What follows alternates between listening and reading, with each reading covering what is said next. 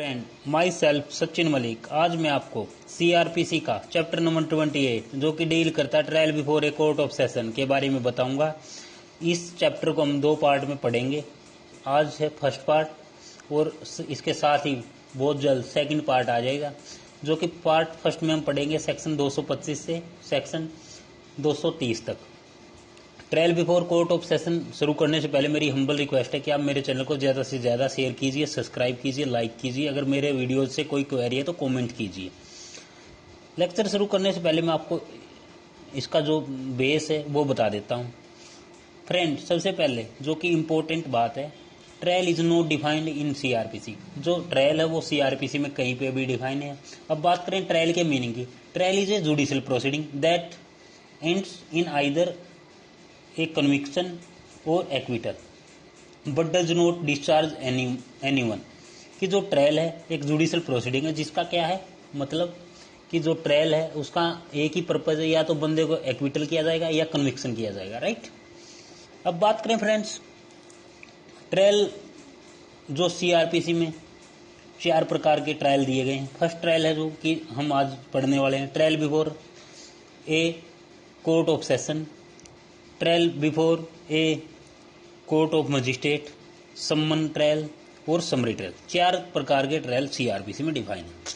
सबसे पहले आपको ये पता होना चाहिए कि जो ट्रायल है सीआरपीसी में कहीं पे भी डिफाइन नहीं है। सबसे पहले आपको ये भी पता होना चाहिए कि what is court of session, कि जो कोर्ट ऑफ सेशन है वो क्या होती है। कोर्ट ऑफ सेशन प्रत्येक सेशन डिवीजन में एक कोर्ट ऑफ सेशन होती है जो कि सेक्शन 9 में सीआरपीसी में दी गई है। जो सेक्शन 9 है वो सेशन डिवीजन को डिफाइन करता है, और जो सेशन कोर्ट है उसे कौन इस्टेब्लिशमेंट करता है, उसे स्टेट गवर्नमेंट इस्टेब्लिशमेंट करती है। बात करें एक और इम्पोर्टेंट बात की, कोर्ट ऑफ सेशन कभी भी ऑफेंस का डायरेक्ट कॉग्निजेंस नहीं लेता। This is the most important बात। जो कोर्ट ऑफ सेशन है वो कभी भी डायरेक्ट कॉग्निजेंस नहीं लेता ऑफेंस का। कॉग्निजेंस की पावर ओनली मजिस्ट्रेट को है। कहाँ पे? सेक्शन 190 में सीआरपीसी में दी गई है। सेक्शन 190 में कहीं पे भी ये नहीं लिखा है कि जो कोर्ट ऑफ सेशन है वो डायरेक्ट केस का कॉग्निजेंस लेगी, राइट। बात करें सेक्शन 190 की। सेक्शन 190 में 2 क्लोज हैं, 1 और 2। सेक्शन 190 1 क्लोज ये कहता है कि जो मजिस्ट्रेट है वो कॉग्निजेंस लेता है। कॉग्निजेंस की पावर किसे है? मजिस्ट्रेट को है। सेकंड क्या बोलता है कि जो सेकंड क्लास मजिस्ट्रेट है वो कॉग्निजेंस ले सकता है, लेकिन कब? जब चीफ जुडिशियल मजिस्ट्रेट उसे एम्पावर करेगा तब उसके पास पावर है, वो कॉग्निजेंस ले सकता है किसी भी केस की। अब बात करें कॉग्निजेंस लेने की।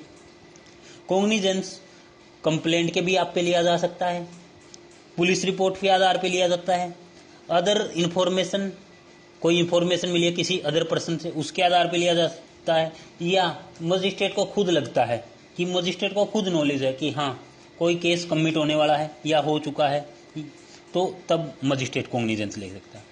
कोर्ट ऑफ सेशन कहीं पे भी मेंशन नहीं कर रखी सेक्शन 190 में, राइट। इसका मतलब ये है कि जो सेक्शन 190 है वो बोलता है कि जो कोर्ट ऑफ सेशन है वो कहीं पे भी कॉग्निजेंस नहीं लेगी डायरेक्ट। ओनली मजिस्ट्रेट को पावर है कि वो डायरेक्ट कॉग्निजेंस लेगा, राइट। बात करें फ्रेंड्स, जो कोर्ट ऑफ सेशन है वो कब कॉग्निजेंस लेगा। फर्स्ट क्या कि जो सेक्शन 199 है सब क्लोज 2 में कोई भी डेफेमेशन का केस है, किसके खिलाफ? कोई प्राइम मिनिस्टर के खिलाफ, चीफ मिनिस्टर के, प्राइम मिनिस्टर के खिलाफ, जो सीरीज दे रखी है सेक्शन 199 में के सब क्लोज 2 में, उनके खिलाफ अगर कोई डेफेमेशन का केस है और जो पब्लिक प्रोसिक्यूटर है वो रिटर्न में कंप्लेंट देता है, तो तब कोर्ट ऑफ सेशन कॉग्निजेंस ले सकती है।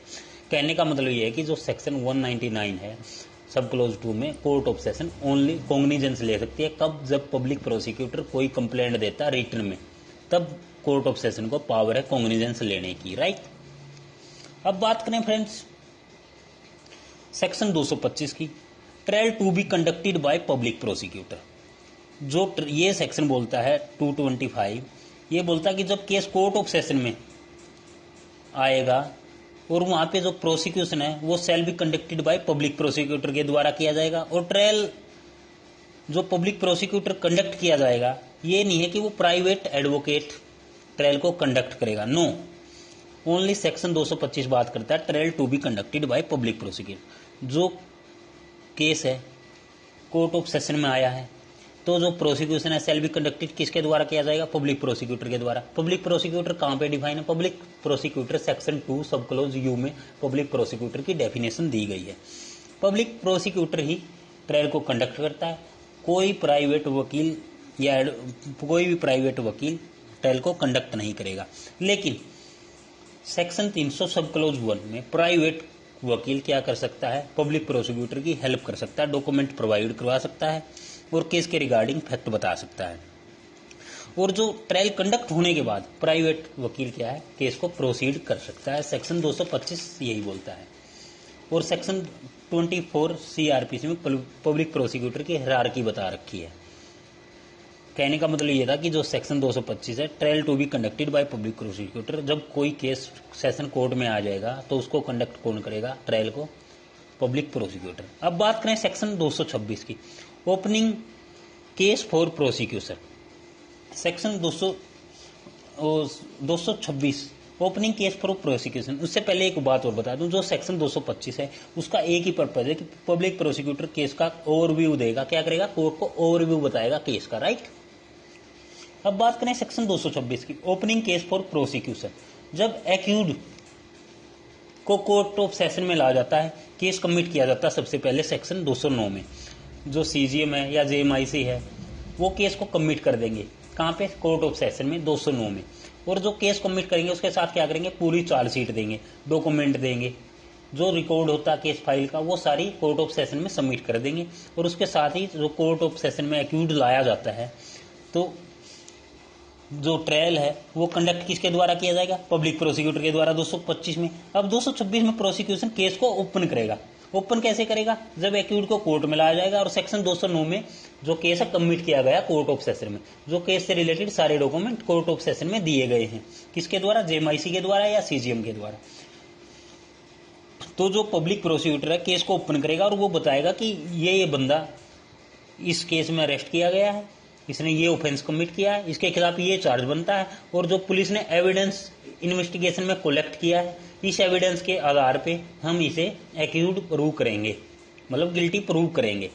और कोर्ट को बताएगा कि हमारे पास ये दो एविडेंस है जिसके बिहाफ पे जो एक्यूज है इसने ये क्राइम कमिट किया है, और उस एविडेंस के आधार पे क्या है? एक्यूज को गिल्टी प्लीड करेंगे, प्रूव करेंगे। कौन? Public prosecutor. Opening case for prosecution. Opening case of prosecution से मतलब से ये आ रहा है कि जो एडवोकेट है, मतलब सरकारी वकील है, PP बोलते हैं जिसको पब्लिक प्रोसिक्यूटर बोलते हैं, वो केस को ओपन करेगा, केस के फैक्ट के बारे में बताएगा, चार्ज के बारे में बताएगा, ऑफेंस के बारे में बताएगा और एविडेंस के बारे में बताएगा, जिस आधार पे जो एक्यूज है उसके खिलाफ ये ऑफेंस बनता है, राइट। अब बात करें सेक्शन 227 की। 227 बात करता है डिस्चार्ज। डिस्चार्ज से आप जैसा कि मतलब से ये कि छोड़ देना, डिस्चार्ज का सिंपल मीनिंग आप समझ गए, छोड़ देना।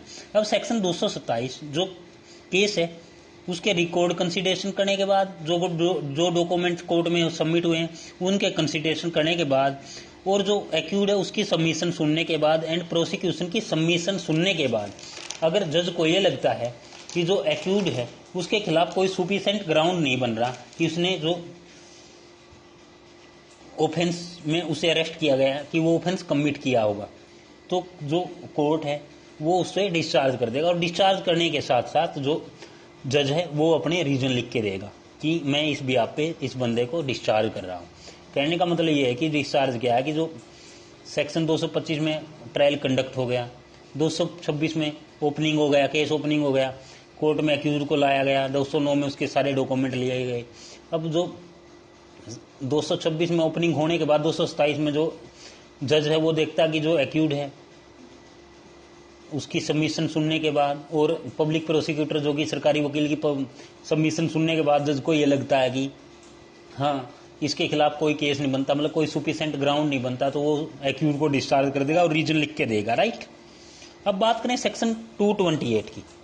228 बात करता है फ्रेमिंग चार्ज की। फ्रेमिंग चार्ज की कि if after such consideration and hearing aforesaid the judge is opinion that there is ground for presuming that the accused commit offense, कि जज ने कंसिडरेशन सुन ली और कंसिडरेशन सुनने के बाद जज को यह लगता है कि जो एक्यूज है इसने ऑफेंस कमिट किया है प्रिज्यूम करता है, जज को प्रिज्यूम करता है कि हाँ इस बंदे ने ऑफेंस कमिट किया है। कहने का मतलब ये है कि सेक्शन 228 ये बोलता है जब रिकॉर्ड कंसिडरेशन कर लिए, डॉक्यूमेंट कंसिडरेशन करने के बाद जज को लगता है कि एक्यूज ने क्राइम किया, तो वो कोर्ट ऑफ सेशन सब क्लोज 1 सब क्लोज ए, जब कोर्ट को ये लगता है कि हाँ इस बंदे ने क्या है कि क्राइम किया, तो वो क्या करेगी, चार्ज ऑफ फ्रेम करेगी।